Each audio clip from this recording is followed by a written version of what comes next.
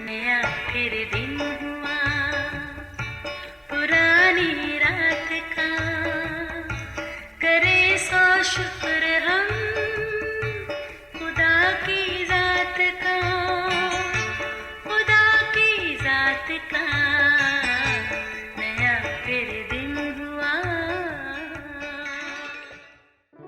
आज की आयत, जो मुझसे ए खुदावंद कहते हैं, उनमें से हर एक आसमान की बादशाही में दाखिल ना होगा, मगर वही जो मेरे आसमानी बाप की मर्जी पर चलता है।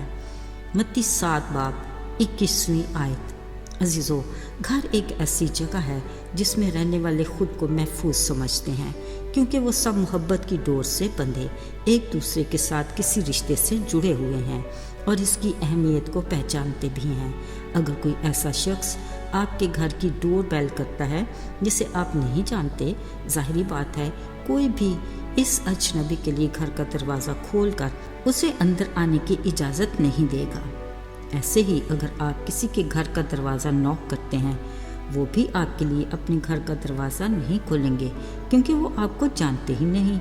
यकीनन वही बात हम अपने बच्चों को भी सिखाते हैं कि किसी अजनबी के लिए घर का दरवाज़ा नहीं खोलना। इसके बरक्स हम अपने अजीज़ों, दोस्तों और जानने वालों के लिए अपने घर का दरवाज़ा खुशी से खोलते और उन्हें खुशामदीद कहते हैं। अब दोनों तरह के लोगों के साथ रवैये में फ़र्क साफ ज़ाहिर है, मतलब रिश्ता जान पहचान का। बिलाशुबा हर घर इसी असूल पर कारबंद है।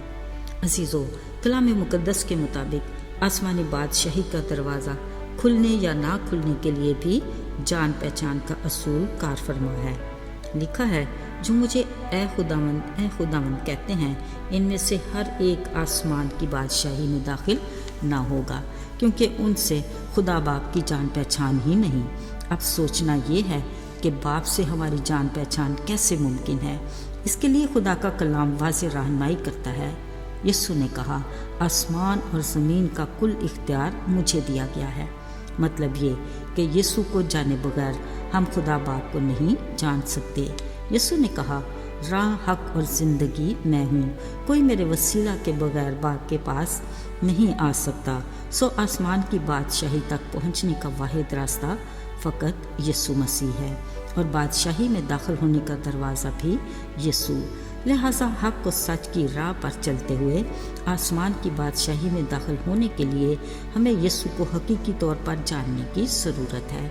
याद रहे, जब इंसान गुनाह का मर्तकब हुआ, इसी के बायस उसका खालिक खुदा से रफ़ाकत का सिलसिला टूट गया और बाप के नाम को जलाल देने का मकसद भी ज़ाइल हो गया। खुदा से रफ़ाकत को बहाल करने और उस खालिक खुदा के नाम को जलाल देने के मकसद को दोबारा हासिल करने के लिए गुनाहगार इंसान की गुनाह से रिहाई ज़रूरी थी, जिसके लिए खुदा बाप ने पाक और बेऐब कुर्बानी देने का वादा किया, जिसके लिए उसने अपने इकलौते बेटे यीशु का इंतखाब किया। खुदा के इस बड़े ने मुकर्रर वक्त पर हमारी दुनिया में आकर दुनिया के गुनाह उठा लिए। फिर जिस गुनाहगार ने भी अपने गुनाह का इकरार करके यीशु के सलीबी कुफारे को कबूल किया, उसने उन्हें खुदा के फरजंद बनने का हक बख्शा और उन्हें हमेशा की ज़िंदगी का वारिस बनाया। अजीज़ों, हमेशा की ज़िंदगी का वारिस वो ईमानदार हैं जिनके लिए यीशु ने कहा, अगर कोई मेरे पीछे आना चाहे, अपनी खुदी से इनकार करे और अपनी सलीब उठाए और मेरे पीछे हो ले। यीशु चाहता है कि जिस तरह उसने अपने पैदा होने से सलीब उठाने और जी उठने तक बाप की मर्ज़ी को पूरा किया, उसी तरह उसके लोग उसके बाप की मर्ज़ी को पूरा करें, ताकि वो इस रास्ते पर चलते हुए आसमानी मकाम यानी खुदा की बादशाही में दाखिल हो सकें। जिस तरह नजात के काम की तकमील के लिए यीशु ने अपने बाप से फरमाबरदारी की, इसी तरह यीशु भी अपने लोगों के लिए फरमाबरदारी की तवक्को रखता है। फिर ही आसमान की बादशाही का दरवाज़ा खुल सकता है। मुमकिन तब ही है जब खुदा के लोग अपने बाप को हकीकी तौर पर जानेंगे और उसकी मर्ज़ी पर चलेंगे। अज़ीज़ो, खुदा का कलाम वक्त से पहले हमें ख़बरदार करता है कि कौन आसमान की बादशाही में दाखिल नहीं हो सकता, ताकि हम कलाम की रोशनी में ख़ुद को परख कर अपनी इस्लाह कर सकें। शायद हम अपनी रूहानी ज़िंदगी से मुतमईन हों اور سوچتے ہوں کہ ہم تو روزے بھی رکھتے ہیں، دایقی دیتے اور حکموں پر عمل بھی کرتے ہیں، مگر یسوع نے کہا تجھ میں ایک چیز کی کمی ہے۔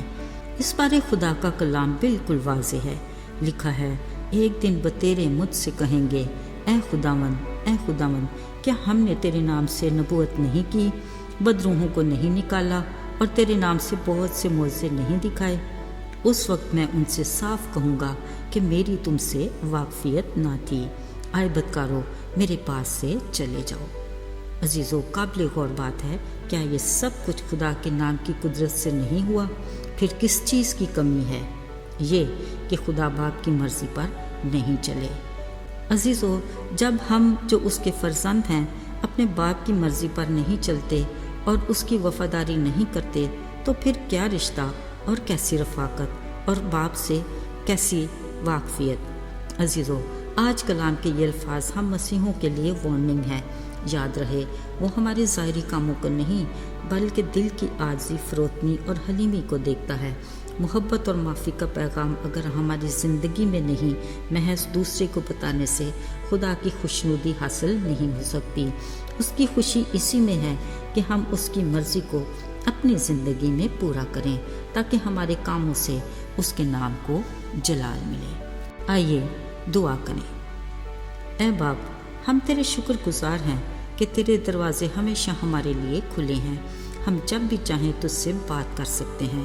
تو دعاؤں کو سنتا اور جواب دیتا ہے۔ تو زندہ خدا ہے۔ توفیق عطا کر کہ ہم اپنی زندگی کے ہر معاملے میں تیری مرضی کو پورا کریں تاکہ تیری بادشاہی کا دروازہ ہمارے لیے کھلا رہے۔ ہمیں اپنی رفاقت میں رکھ، یسوع کے قادر اور مبارک نام میں، آمین۔